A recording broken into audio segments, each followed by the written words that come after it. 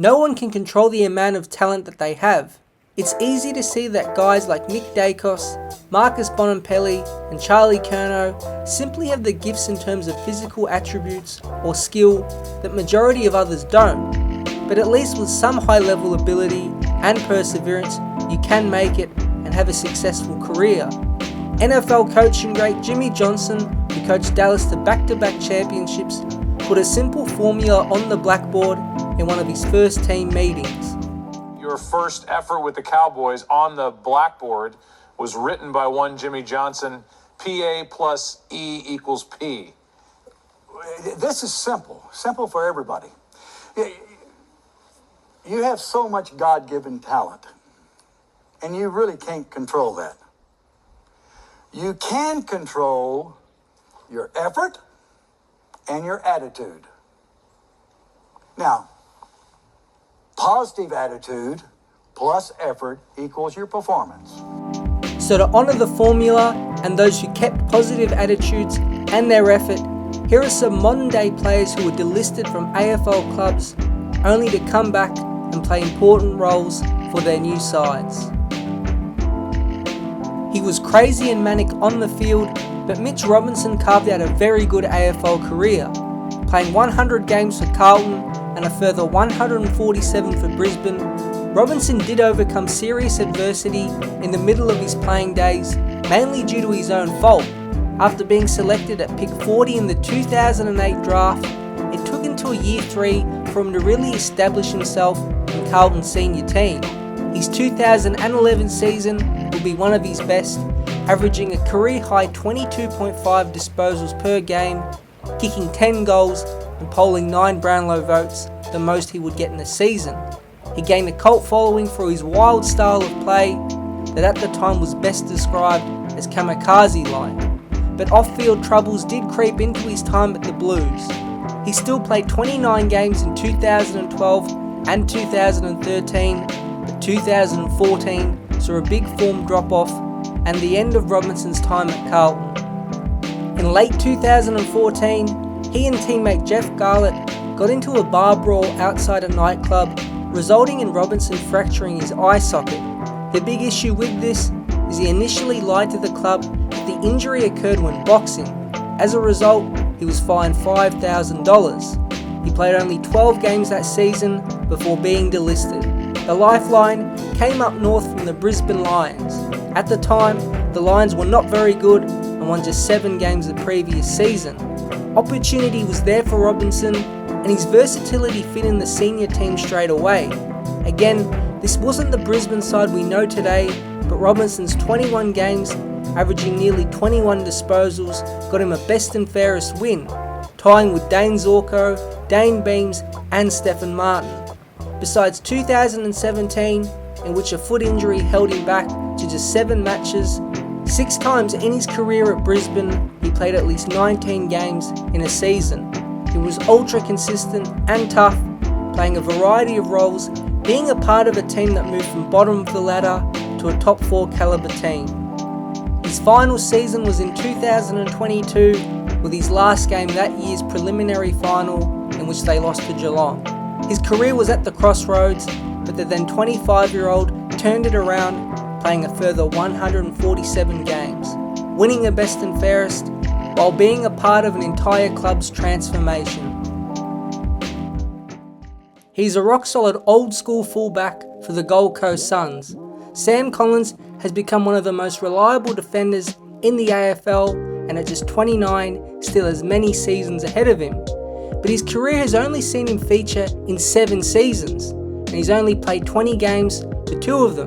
He wasn't drafted as an 18-year-old and spent his early 20s with Box Hill, even being in their leadership group at just 19. In the 2015 off-season, Fremantle selected him as a mature age recruit with pick 55, and after great performances for Peel Thunder, Collins came into the senior side in 2016 at round 10 and played the rest of the season. 2 games followed in 2017, and just like that, he was delisted. Playing mostly in the Waffle that year, he won the Thunder's best and fairest and was named in the Waffle Team of the Year. He moved back to the VFL, this time at Werribee, and had a huge first season. His 2018 saw him come third in the JJ Liston Medal, the VFL Best and Fairest, which is a fantastic effort for a key defender. He took home the club's Best and Fairest as well, and within 1 year was back on AFL clubs' radars. Up at the Suns, Stephen May was out and Rory Thompson was injured, so Collins was picked up by the Suns as a pre-draft selection and was ready-made to play round 1 in 2019. He featured for the first 9 rounds before a strange hip injury ended his year, but he proved to then coach Stuart Dew and the AFL itself he was not only at the standard, but a very good defender. His 2020 saw him finish as the 3rd highest rated key defender, averaging 2.7 intercept marks per game and 5.5 spoils. His performances saw him receive the Suns Club Champion Award as well. His form has only continued to grow, and no doubt if he played for a larger AFL club, his ability and effort would be far more recognised.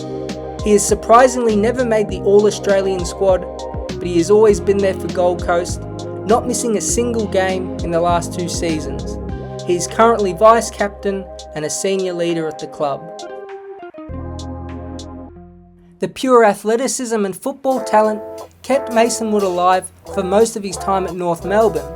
The former pick 41, taken in 2012, didn't debut until 2014, but he kicked 3 goals in his first game in a round 23 win over Melbourne.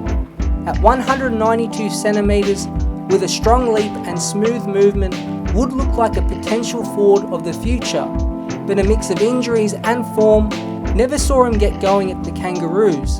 From 2013 to 2020, he played just 65 games.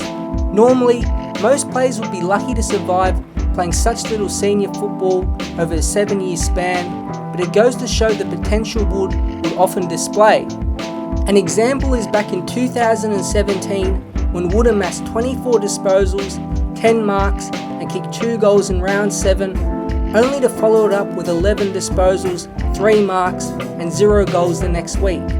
If you look at his career in the late 2010s, it's mostly filled with a great game, then a couple average ones and then a bad one.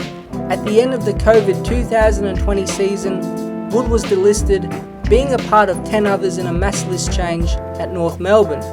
He wasn't even picked up by St Kilda in the traditional pre-season draft, but a part of the SSP or Supplementary Selection Program.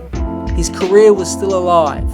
He was mainly in the background in 2021, playing 9 games, 2 of them as an unused sub, and another he came on as the sub, gathering just 2 disposals. Then a switch went off. If you look up Mason Wood's name on the internet, there are a number of articles detailing his high-level professionalism and mentoring. It may have taken till he was 28, but 2022 and 2023 have been by far his career best seasons.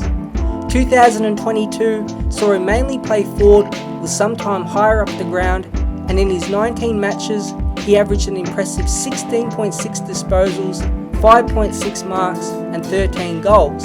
They aren't top echelon forward numbers, but are very solid. His time up the ground became a permanent switch-up the following season. Ross Lyon and his coaching team made Wood a wingman last season, and even with a hurt shoulder for most of 2023, he actually became one of the premier wing players.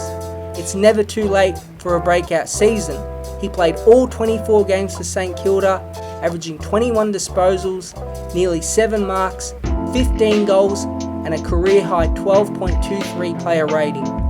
Although he is in the back end of his career, he still seems in great condition, and perhaps the lack of football before he was 28 has saved some miles on his legs, and he should be able to play long into his 30s. He has finally delivered on all that potential.